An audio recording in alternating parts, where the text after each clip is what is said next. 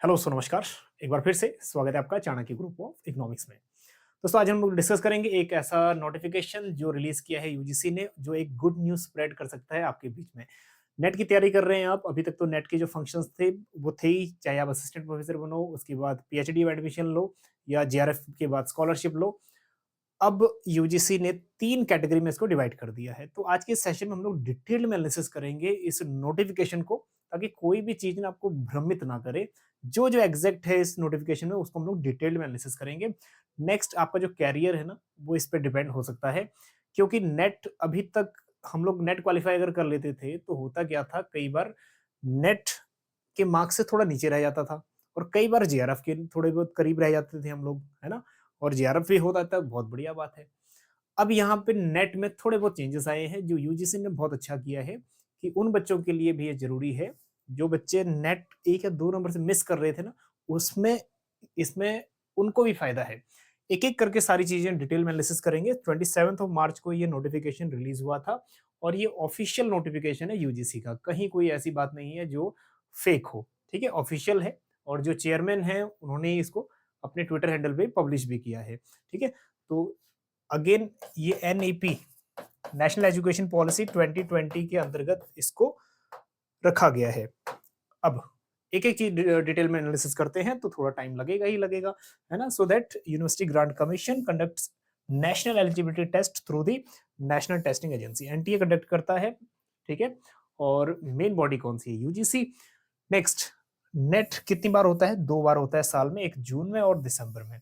उसके बाद अभी तक जो नेट की एलिजिबिलिटी क्राइटेरिया थी, वो क्या करता था? NET scores are used for number 1 award junior research fellowship.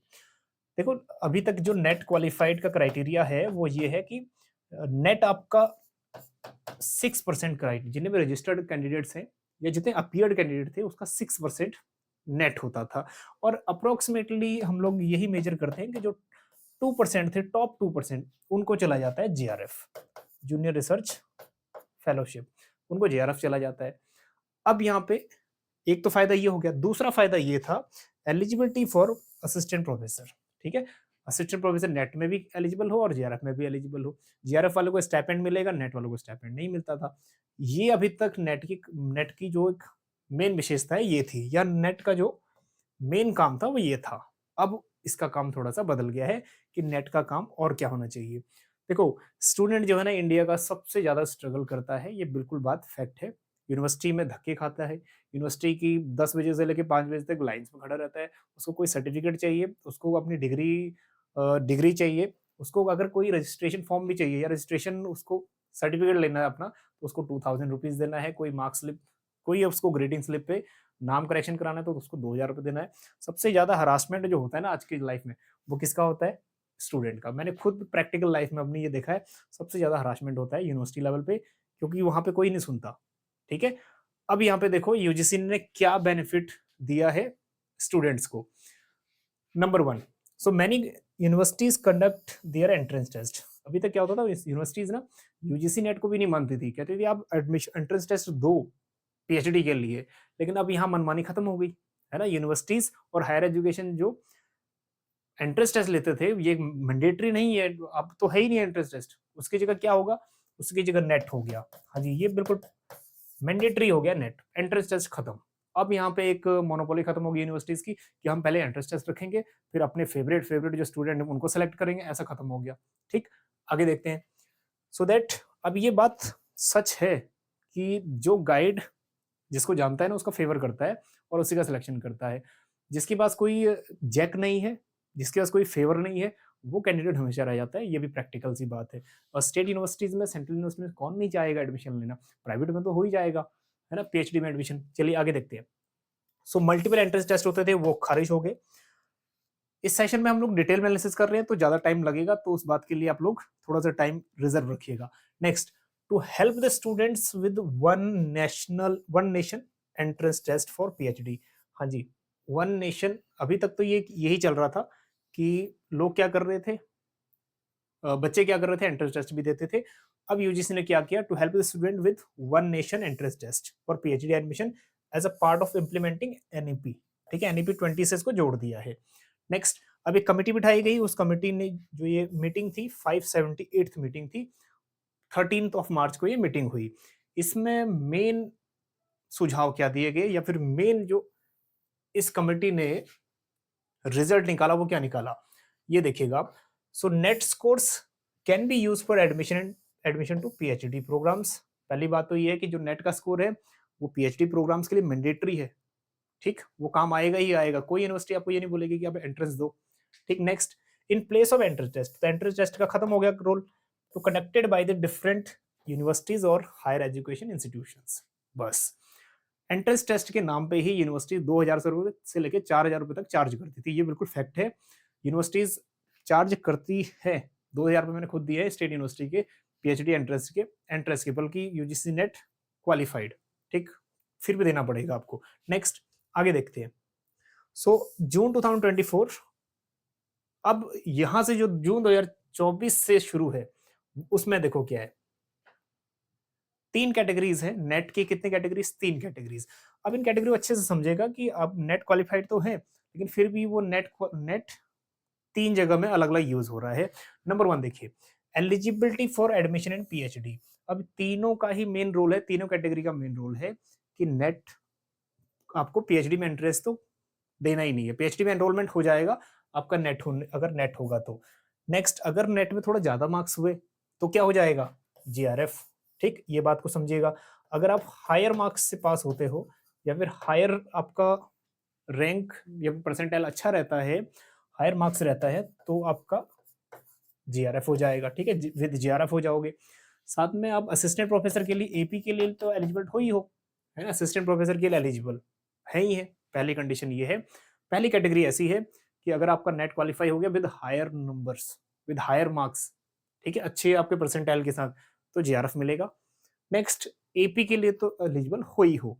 Next, आगे देखो, कैटेगरी दूसरी बनाई है यूजीसी ने, eligible admission to PhD. Admission to PhD के लिए तो एलिजिबल होगा ही होगा।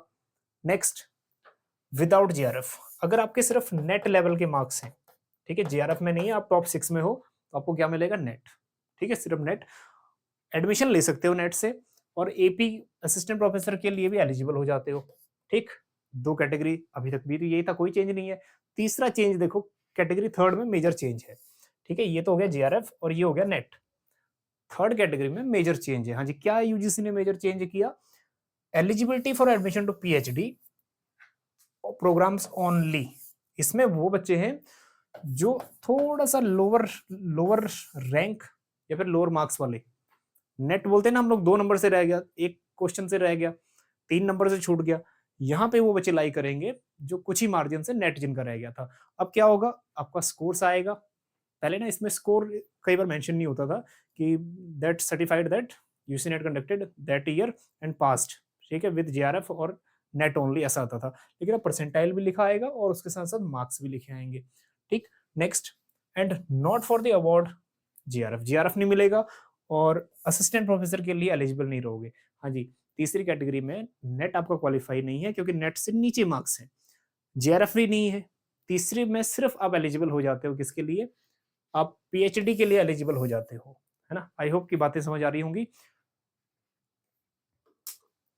तो 3 कैटेगरी में अब नेट को डिवाइड कर दिया है ना। जो तीसरी कैटेगरी है ये थोड़ा सा सरप्राइजिंग है और यही आपके लिए बेनिफिट रहेगा। जो बच्चे क्वालिफाई नहीं करते, एटलीस्ट वो भी अब पीएचडी में इंटरेस्ट उनको देने की जरूरत नहीं है, पीएचडी में वो एनरोल हो सकते हैं।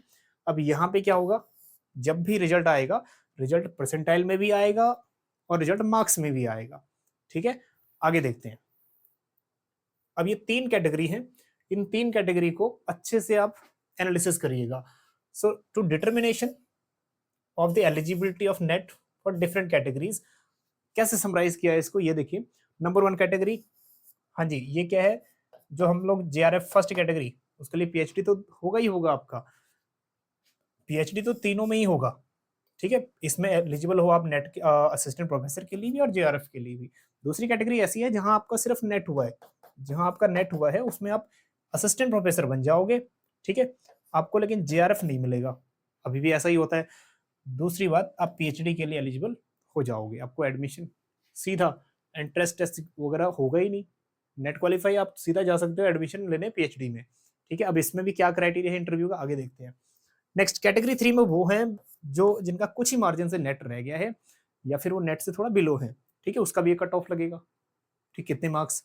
और प्रॉब्लम इसमें ये है, जो सेकंड और थर्ड कैटेगरी है, ये 1 ईयर के लिए आपका सर्टिफिकेट वैलिड रहेगा, 1 ईयर ऐसा इसमें बोला गया है। हालांकि कैटेगरी 1 की बात नहीं कही गई। अभी तक जेआरएफ की जो एज होती है ना, जेआरएफ की जो लाइफ होती थी 2 साल के लिए होती थी, 2 साल के अंदर आपको एडमिशन लेना होता था स्टाइपेंड मिलने के लिए। चलिए, admission to PhD only third category ऐसी है जिसमें आप नेट से थोड़ा सा नीचे रह जाते हो, ना तो इसमें जेआरएफ होता है और ना ही इसमें नेट होता है ना, मतलब आप एलिजिबल नहीं हुए असिस्टेंट प्रोफेसर के लिए भी और जेआरएफ के लिए भी। बट हाँ, फायदा यहाँ पे ये है कि तब भी आप पीएचडी में एडमिशन ले सकते हो, ठीक, ये बात आ गई। तो यहाँ पे ये थर्ड जो कैटेगरी है, वो बच्चे जो कुछ ही मार्जिन से जिनका नेट हो जाता था, ना तो बेचारे पीएचडी कर पाते थे और ना ही कहीं असिस्टेंट प्रोफेसर के लिए एलिजिबल होते थे। तो कम से कम आपको मौका तो मिलेगा कि आप क्या कर सकते हो, पीएचडी, है ना। आगे देखिए, लेकिन राह इतनी आसान नहीं है जितनी इसमें देखने को मिल रही है। आगे देखते हैं क्या क्या इसमें चीजें, थोड़ा बहुत चीजें इसमें ट्विस्ट भी है। Next, the result of net will be declare in percentile along with marks attend. Percentile भी आएगा रिजल्ट पे और मार्क्स कितने हैं ये भी आएगा, है ना, ताकि कट ऑफ लगेगी जब आसान हो जाए। Next, the JRF qualified students are admitted into the PhD programs based on interview। Interview होगा जेआरएफ वालों का, सीधा ही क्या है, इंटरव्यू के बाद जेआरएफ क्वालिफाइड को एडमिशन मिल जाएगा पीएचडी में। नेक्स्ट, जो भी मिनिमम स्टैंडर्ड प्रोसीजर है, ठीक है, डिग्री अवार्ड करने का पीएचडी रेगुलेशन 2022 के अकॉर्डिंग।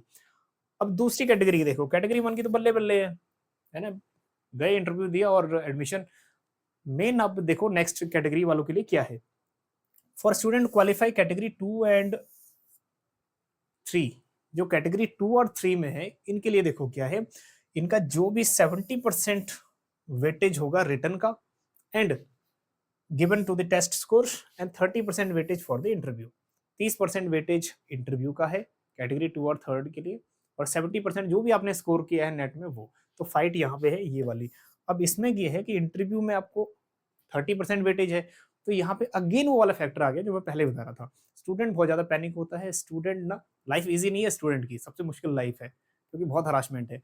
अब फिर से यहाँ फैक्टर हो गया, अगर इंटरव्यू है तो कोई भी गाइड अपना कैंडिडेट छोड़ के दूसरे कैंडिडेट को प्रेफर क्यों देगा, ठीक। तो अपने जो अपना, अगर आपने कैंपस से स्टडी की है, मतलब यूनिवर्सिटी से की है, तो बहुत मोस्ट प्रोबेबली आपको एडमिशन मिल जाता है, अभी तक भी ऐसे ही होगा। लेकिन उन बच्चों का क्या है जो लोग कैंपस से नहीं पढ़ते, कैंपस मीन्स यूनिवर्सिटी से नहीं पढ़ते, वो कहाँ पढ़ते हैं, कॉलेजेस में, उनका क्या है ना, उनका तो लॉस हो गया। तो डिफरेंट डिफरेंट कॉलेजेस में इतने लेवल की गाइड उनको नहीं मिल पाते, तो यहाँ हो गया उनका लॉस। आप जाओगे इंटरव्यू में बैठोगे, अब नया चेहरा हो तो वो आपको प्रेफरेंस नहीं देंगे, वो अपने कैंडिडेट को प्रेफरेंस देंगे, ठीक है, जैसा अब तक होता है ऐसा होता है, बिल्कुल डेफिनेटली ऐसा होता है डिफरेंट डिफरेंट यूनिवर्सिटीज में, ठीक। बच्चा यहाँ से पूरा साल घूमता रहता है कि गाइड कोई तो मिले कोई तो मिले, लेकिन गाइड मिलता ही नहीं, है ना। और गाइड मिलना बहुत बड़ी बड़ी बात है, उससे बड़ी बात यह है कि आपको अच्छा गाइड मिलना, ठीक। चलिए, और आजकल बड़े बड़े लेवल पे हरासमेंट है गाइड्स के भी, बहुत सारे बच्चे विड्रॉ कर देते हैं अपनी पीएचडी बीच में ही क्योंकि गाइड उनको अच्छा नहीं मिलता। चलिए आगे देखिए, तो यहाँ पे एक थोड़ा ट्विस्ट है। Next, the PhD admission is based on the combined merit of net marks and interview marks. 70% 30% को कंबाइंड करेंगे, फिर निकलेगी एक मेरिट लिस्ट, है ना। आगे देखो, the marks attained in the NET by the candidates in category 2 and 3 will be valid for period of 1 year. अब यहाँ एक सबसे बड़ा ट्विस्ट आ गया, कैटेगरी 1 में जो पास हो रहा है उसकी तो डेट कहीं मेंशन नहीं करी कि 1 साल 2 साल कितना, लेकिन 2 और 3 वाले के लिए डेट मेंशन कर दी। आज आपका नेट क्वालिफाई हुआ तो 1 साल के अंदर लिखा हुआ है यहाँ पे, the marks attained in the NET by the candidates in the category of 2nd and 3 will be valid for 1 year for the admission to PhD. Qualify हुआ तो 1 साल के अंदर आपको एडमिशन लेना है पीएचडी में, ठीक है। तो अब यहाँ पे बड़ी प्रॉब्लम ये आई कि 2 साल में 2 बार है, एक तो जून का है एक दिसंबर का है। अब मान लीजिए जून का एग्जाम होगा, उसके बाद कब रिजल्ट आएगा, दिसंबर का एग्जाम होगा, कब आएगा रिजल्ट और कब बच्चा एडमिशन लेगा, ठीक है। ये प्रोसेस में सबसे ज्यादा नुकसान किसका है, बच्चे का। यहाँ पे 1 साल से बढ़ा के इसको एटलीस्ट 2 साल तो कर देते, 1 साल तो निकल जाता है, क्या है, कभी रिजल्ट डिले हो गया कभी कुछ, तो 1 साल वैसे ही निकल गया, कभी यूनिवर्सिटीज फॉर्म नहीं निकाल रही, तो बच्चे का यहाँ पे नुकसान है। 1 साल नहीं होना चाहिए, एटलीस्ट 2 साल तो हो।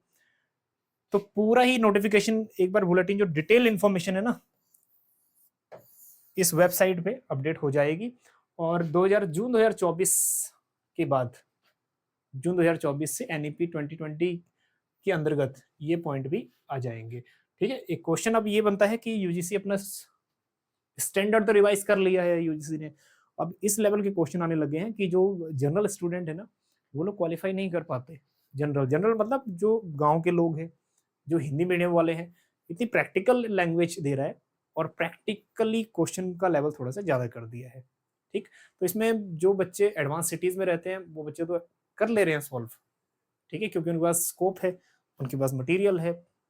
लेकिन जो बच्चे दूर दराज के एरियाज हैं, जिन बच्चों ने सिंपल बुक्स पे डिपेंड है, वो भी इंडियन ऑथर की बुक्स यूज़ कर रहे हैं, तो उन बेचारों का क्या।